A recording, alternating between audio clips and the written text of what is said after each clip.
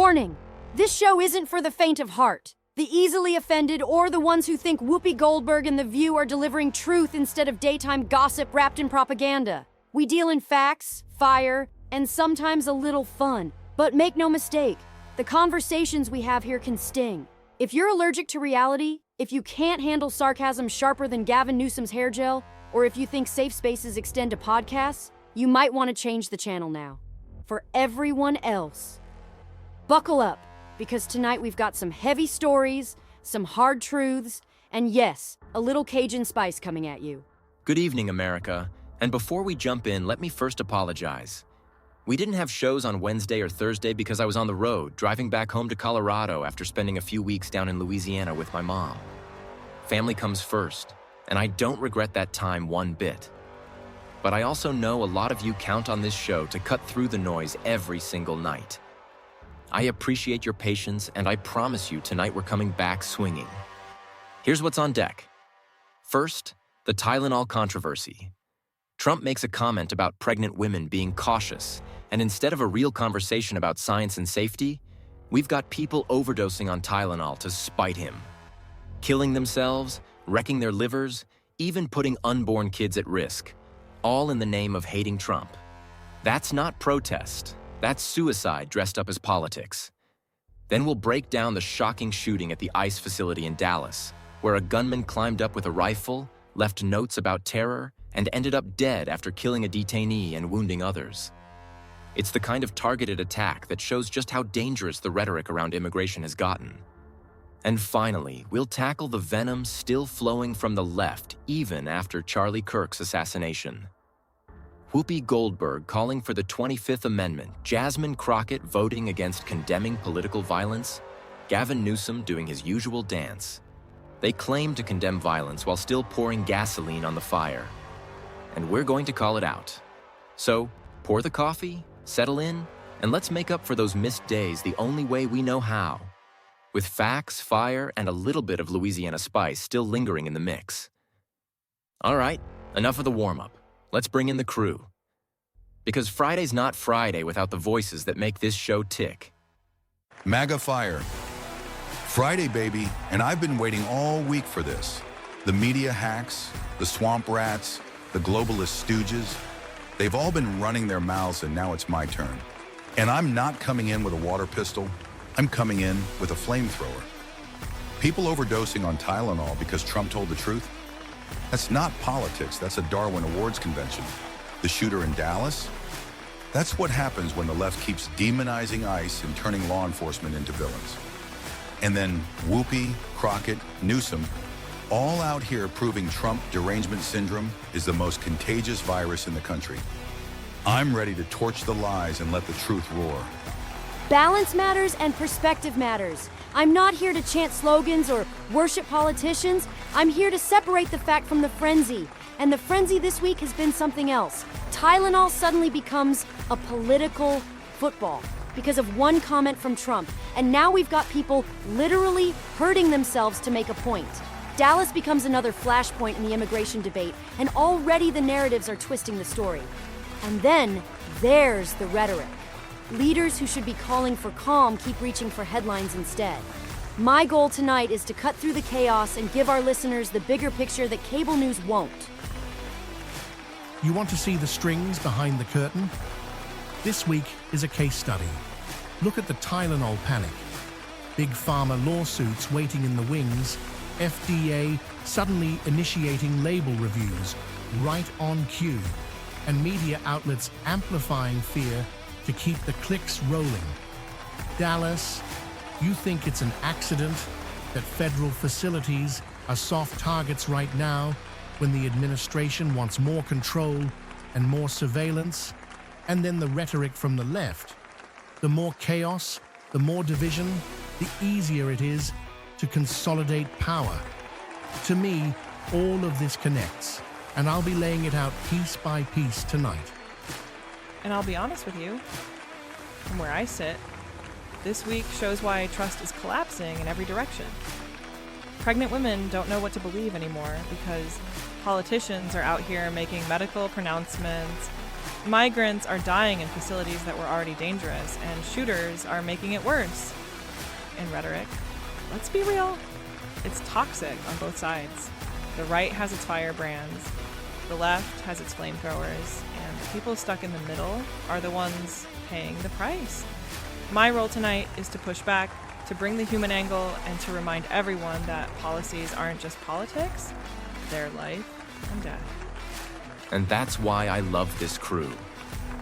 Brian brings the fire, Rachel brings the balance, Daniel connects the conspiracies, and Skylar throws the punches from the progressive side. And me? I've been a conservative voice for over 3 decades, long before hashtags and hashtags wars, and I'm here to remind you that principles matter more than sound bites. Tonight, we're tackling 3 tough stories with 4 strong perspectives. And you better believe sparks are going to fly. Let's get into it.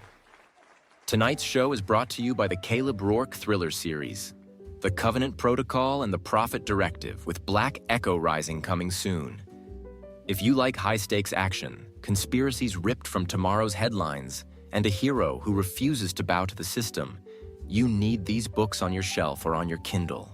Grab them on Amazon today and support independent authors who aren't afraid to tell the hard stories. And while you're at it, fuel that late-night reading with our very own Data and Dissonance coffee blends. High Lakes Light Roast, Rock Creek Medium Roast, and Bitter Root Dark Roast. Each one roasted in the USA, perfect for long drives, late edits, or just surviving the news cycle. Plus, we've got mugs, tumblers, hoodies, hats, and even socks with our brand stamped on them. Because nothing says speak truth, stir thought, like sipping your coffee from a Data and Dissonance mug while you laugh at the nonsense on CNN.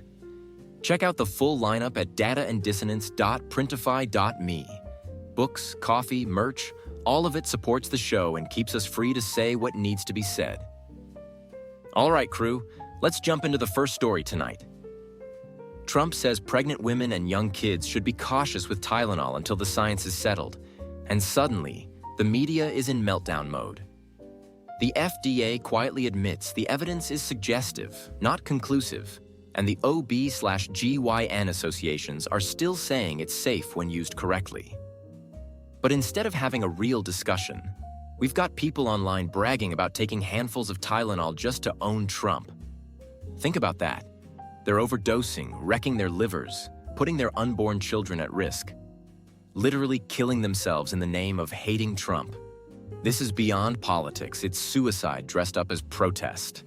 So let me throw it to you first, Brian. Are we looking at Trump derangement syndrome at its absolute dumbest here? Oh, without a doubt, Artie. This is peak TDS, and it proves what we've been saying for years. The left hates Trump so much, they'd rather burn their own house down than admit he might have a point. These clowns are taking poison by the handful and calling it activism. No, it's not activism. It's a Darwin Award in real time. And here's the kicker. If Trump said, "Don't jump off a bridge," you'd have lunatics on TikTok organizing a bridge jumping challenge just to spite him. The media cheers it on, big pharma lawyers lick their chops, and normal Americans are left shaking their heads. You don't own Trump by killing yourself with Tylenol. You just prove him right about how unhinged you are. Brian, you hit on something big there. They'd jump off a bridge if Trump told them not to. It's like Tide Pods all over again, except this time the stakes are life, death, and unborn children. Rachel, let me toss this to you. You've got the science background takes. What do you make of this? Here's the problem, Artie. We've lost all ability to separate a medical conversation from a political one. Acetaminophen is safe for most people when taken as directed, but yes, there are studies suggesting possible risks in pregnancy. The responsible reaction would be doctors and patients talk about it, and everyone uses common sense. Instead, Trump opens his mouth, and suddenly you've got people weaponizing medicine to make a political point. And you're right. For pregnant women, overdosing on Tylenol isn't just self-destructive, it's catastrophic for the baby. We're talking miscarriage, stillbirth, long-term developmental damage. Cutting off your nose to spite your face is one thing. This is cutting off your child's future just to dunk on a politician. It's heartbreaking and it's insane. Exactly. Science becomes politics. Politics becomes suicide theater. Daniel, I know you're seeing the bigger play here. What's the string behind the curtain? Look at the timing, Artie. Lawsuits against Tylenol and Big Pharma are already circling. The FDA suddenly steps in to initiate label reviews, and right on cue, the media amplifies the panic. This isn't just stupidity at the individual level. This is an orchestrated chaos that benefits elites. The more fear there is, the more clicks flow to the media, the more leverage lawyers have in court, and the more control regulators grab over what you can and can't take. And every time Trump says something, they twist it into hysteria because chaos is the product. So, yeah, the people overdosing are fools, but don't miss the fact that the system wants the hysteria because it keeps everyone divided, distracted, and dependent. Daniel pulling out the red string as always. Lawsuits, regulators, chaos. Skylar, you're coming at this from the other side. Trump's comments lit the fuse here. Do you think he bears responsibility for sparking this madness? I think we have to be real about this, Artie. When the former president tells pregnant women to avoid Tylenol and implies vaccines cause autism, that's not a neutral comment. That's going to scare people, and whether you love Trump or hate him, you can't deny he has influence. That said, taking handfuls of pills to prove a political point is reckless and tragic. People are hurting themselves, and in some cases, their babies, and nobody wins in that scenario. I put responsibility on Trump for speaking irresponsibly, and I put responsibility on individuals for making reckless choices. Both can be true at once, and the tragedy is that the people who pay the price aren't the politicians. It's everyday Americans caught in the crossfire of rhetoric. And that's the kicker, Skylar. You just nailed it. Politicians throw words around. The media pours gasoline on it, and the casualties are real people. But here's the truth. Hating Trump won't save your liver. Politics won't save your baby. And no amount of spite is going to change the basic medical fact that overdosing on Tylenol will kill you. That's where we are in 2025. Self-destruction as political theater. And it's only going to get worse if we don't start pulling this nonsense back into the realm of sanity. Let's turn to Dallas, where this week a gunman climbed up with a rifle, fired into an ICE transport area, killed one detainee, wounded others, and then ended up dead himself. Authorities found notes about causing terror and specifically targeting ICE, and local reports say he had even scrawled anti-ICE on his ammo. Think about that. This wasn't random violence. This was a targeted attack on a federal facility fueled by the rhetoric that paints ICE officers as villains. And here's the thing. The detainees paid the price, not the politicians, not the protesters, not the talking heads who spew this poison day in and day out. It's tragic, it's dangerous, and it's a warning of what happens when reckless rhetoric turns into bullets. Brian, let me throw it to you first. How do you see this? This is what happens, Artie, when you demonize law enforcement and glorify lawlessness. The left has spent years painting ICE as some kind of Gestapo, when in reality they're men and women doing their jobs, enforcing the law Congress passed. And now you've got some lunatic climbing a rooftop with a rifle and taking shots, killing a detainee, and leaving behind terror notes like he's some kind of revolutionary. Let's call it what it is. Domestic terrorism. And it didn't happen in a vacuum. The constant drumbeat from Democrats and the media about abolish ICE or defund ICE gives cover to people like this. They think they're freedom fighters when they're just murderers. And if we don't cut this out now, Dallas won't be the last headline like this we're talking about. Brian bringing the fire as always, calling it domestic terrorism, and you're right. This didn't happen in a vacuum. Rachel, I want to hear from you on this, because there's another layer. A detainee died in custody. That's tragic no matter what, and I know you see the nuance here. Absolutely, Artie. There are really two tragedies here. The violence itself and the environment in which it happened. ICE detention centers have already been under scrutiny for overcrowding and poor conditions. Add to that a gunman attacking from the outside, and the people caught in the middle are the detainees. Human beings who may have been waiting on hearings or appeals. They're not soldiers, they're not combatants, and yet they became the casualties of someone else's political rage. So yes, we need to hold the shooter accountable for his terrorism, but we also need to be honest about the fact that these facilities were already dangerous places. When political rhetoric on the outside collides with institutional dysfunction on the inside, it's everyday people who suffer. Exactly. Two tragedies colliding. Daniel, I know you're looking at the patterns here. We've seen attacks on federal buildings before. Does Dallas fit into a bigger picture? It absolutely does, Artie. Look back at the history. Whenever there's political tension around immigration or law enforcement, suddenly we see lone wolf actors popping up with sniper rifles, bombs, or manifestos. And every time, the result is the same. More fear, more justification for surveillance, more arguments for the government to expand its power. Dallas looks like another notch in that belt.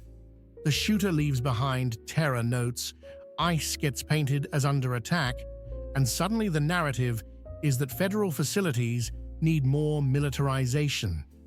I'm not excusing the shooter, he was a terrorist, but I'm saying the elites benefit either way. They let rhetoric inflame the public, then swoop in to tighten control when violence erupts. The chaos is the fuel, and they're driving the car. Daniel connecting dots as usual. Chaos, fear, and more control. But Skylar, let me give you the mic here. You're usually focused on the human side. How do you see what happened in Dallas? First and foremost, Artie, it's a tragedy. A detainee is dead, 2 others are wounded, and a man is dead by his own hand after committing violence. There's no win in this story, and yes, I'll say it, the rhetoric matters. When leaders use ICE as a punching bag, or when they make these facilities into political symbols instead of dealing with the reality of immigration reform, it creates the kind of atmosphere where violence feels justified to unstable people.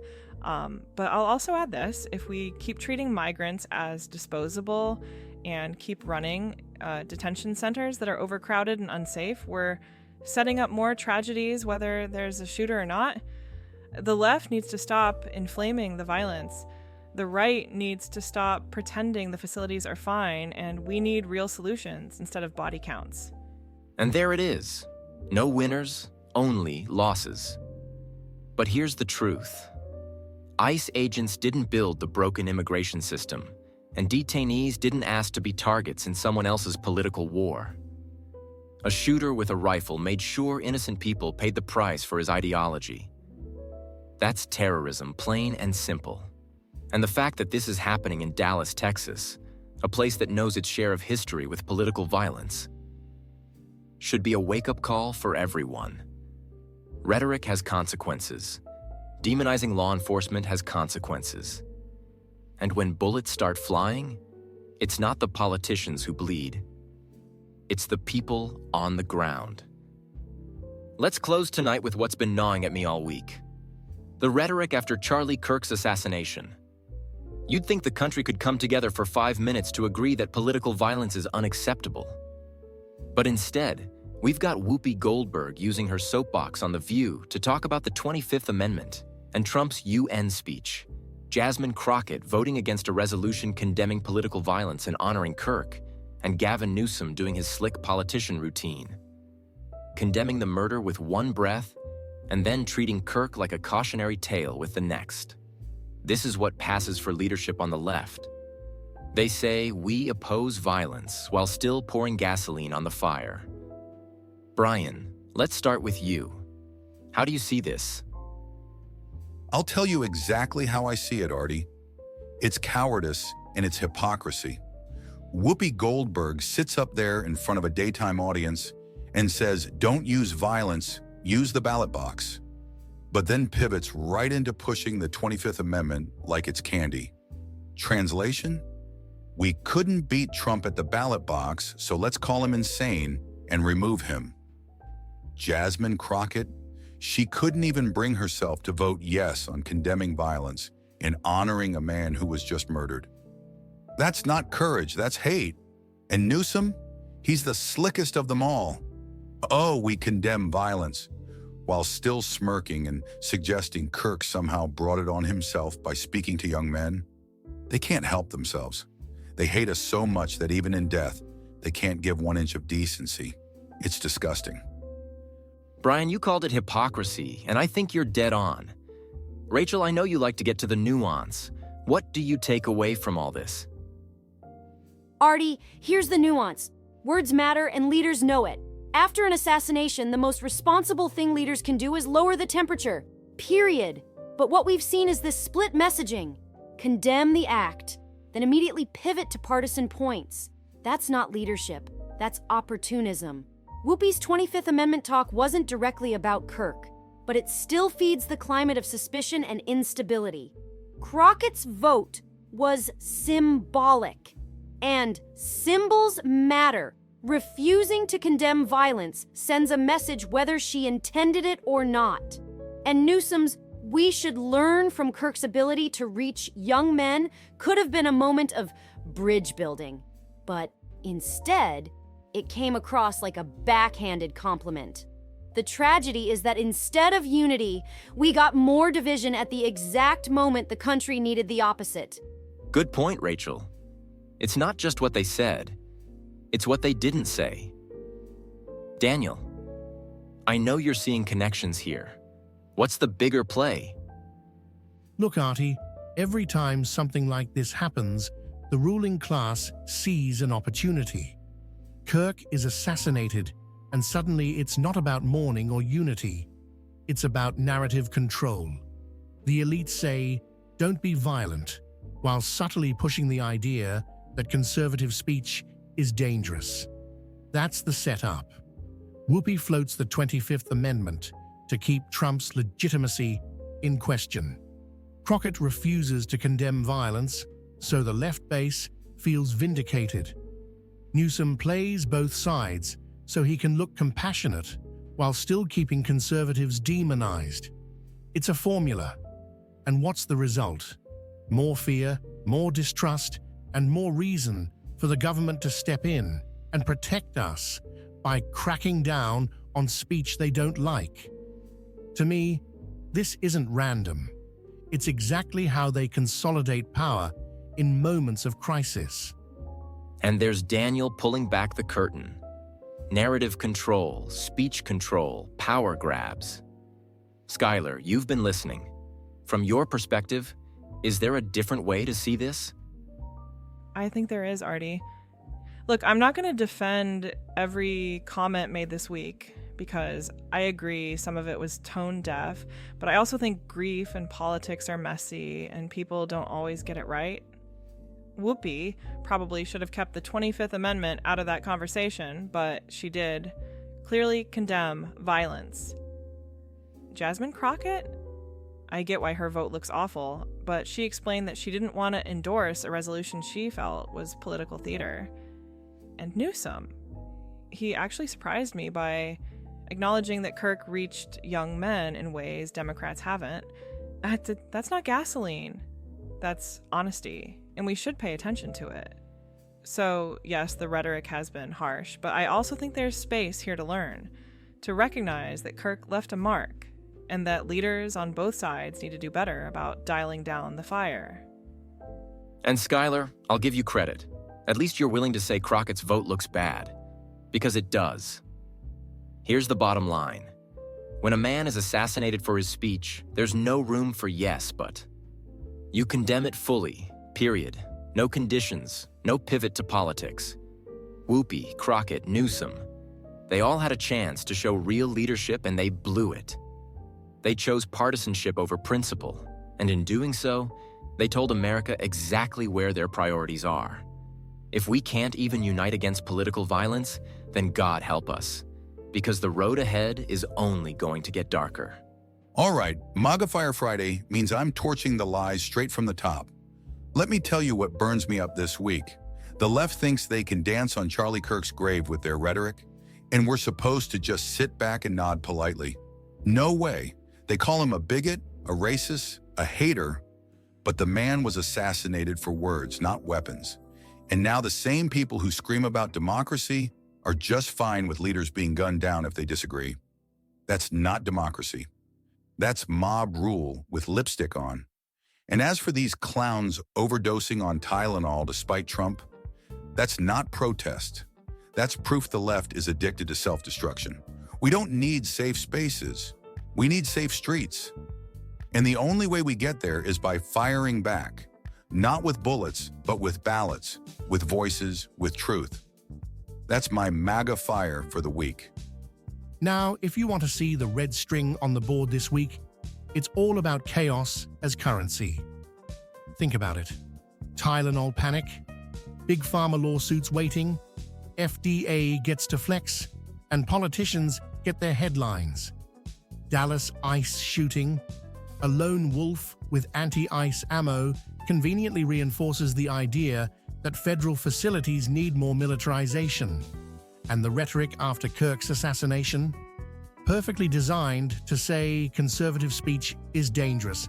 Therefore, we need more restrictions, more monitoring, more censorship.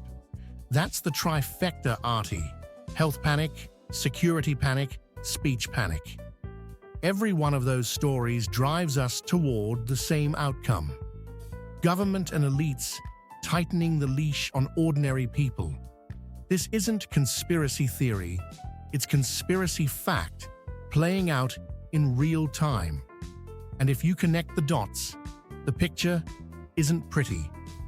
My red pill rant this week is simple. We're addicted to outrage, and it's killing us. Look at how fast the Tylenol debate turned into a social media circus where people literally poison themselves to make a political point.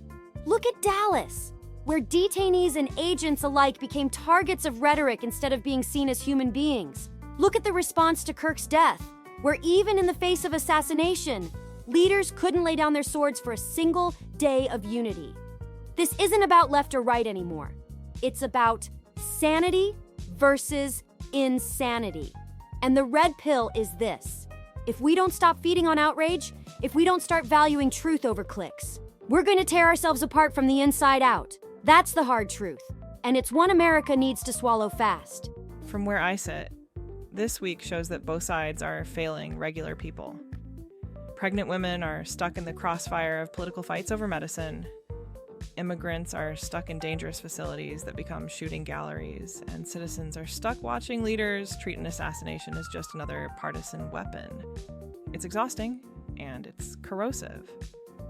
My progressive push this week is this: stop using people as pawns.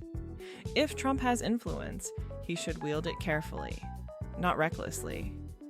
If Democrats want credibility, they need to show they value human life even when the victim is a conservative. And if America wants to move forward, we have to stop treating politics like a blood sport and start treating it like what it should be, the work of building a future together. I may be the progressive on this panel, but I think that's a message that ought to resonate across the board. Now it's time for the Patriot Minute, where we pause to shine a light on the people who actually deserve recognition, not the ones hogging the headlines. Tonight, I want to highlight the Independence Fund.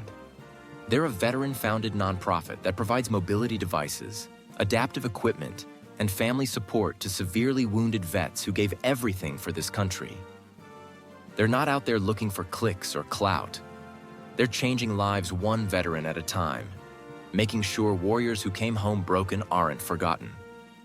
While politicians bicker and celebrities virtue signal, these folks are rolling up their sleeves and doing the work. So if you're listening tonight and you want to know how to make a real difference, look up the Independence Fund, donate if you can, or just share their mission. Because patriotism isn't about slogans. It's about serving those who served us. All right, crew.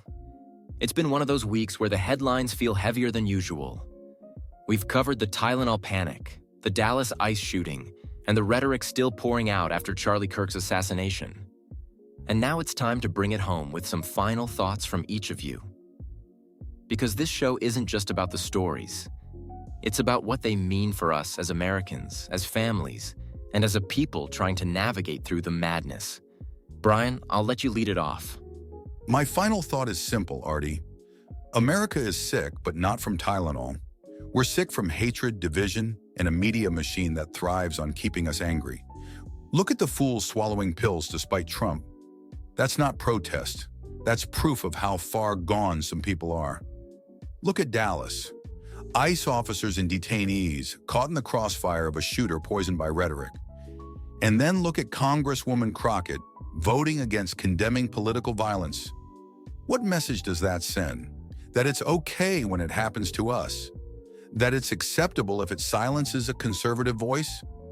My message tonight is this: we don't win by playing their game. We win by standing firm, calling out hypocrisy, and refusing to let hatred dictate our choices. Because if we don't, the America we love won't survive the sickness. My takeaway tonight is that we've lost the thread of basic decency. The Tylenol panic wasn't about science. It was about scoring points. The Dallas shooting wasn't about justice. It was about rage. And the rhetoric after Kirk's assassination wasn't about healing. It was about politics. At every turn, the opportunity to show restraint and humanity was missed. And what that tells me is that we need to be the ones to model what we wish our leaders would do. Lower the temperature. Reject the theatrics. Remember that behind every headline are real people, parents, children, neighbors, citizens, who deserve better than to be props in somebody else's political theater. If we start there, maybe we can chart a different path forward. My final thought is this: chaos is the product, and we're the consumers. That's the theme that ties all of this together. They sell us fear about Tylenol. They sell us fear about immigration. They sell us fear about each other. And while we're busy panicking, they're busy consolidating power. Do you really think it's coincidence that every crisis leads to more control? Every tragedy leads to more restrictions? I don't. And I'll tell you what, the only way out of this loop is to stop buying what they're selling. Turn off the fear, stop swallowing the hysteria, and start asking who benefits every time we're divided. Because when you follow that trail, the truth gets a whole lot clearer, and the people pulling the strings get a whole lot more nervous. My final thought tonight is that America has to stop treating people like pawns. Pregnant women shouldn't be political footballs. Migrants shouldn't be caught between bullets and bureaucracy. And leaders, even leaders we disagree with, shouldn't be treated as expendable just because of their politics. I know I'm the progressive voice here, but this goes beyond politics. It's about whether we still value human life when it's inconvenient, when it belongs to the other side, when it complicates the story we'd rather tell. If we can't get back to that basic level of respect, then no law, no regulation, no election is going to fix what's broken. That's the challenge I'll leave with our listeners. Be better than the leaders on TV. Show the decency they won't. And that right there is why I value this crew. 4 different angles, 4 different voices, and every one of them makes you stop and think. But let me leave you with this. America doesn't fall apart because of one assassination, or one shooting, or one medical panic. America falls apart when we stop holding ourselves to the standard that made this nation great in the first place. The left wants us so divided that we can't see straight. They want us overdosing on Tylenol, turning rifles on each other and clapping for political violence as long as it hits the other guy. That's not who we are. I've been a conservative voice for 32 years, and I can tell you, the fight for this country has never been about left versus right. It's been about truth versus lies, principle versus power, freedom versus control. If we forget that, then we've already lost. But if we remember it, if we speak truth, stir thought, and refuse to bow to the madness, then America still has a chance to rise above the chaos. Remember to speak truth, stir thought.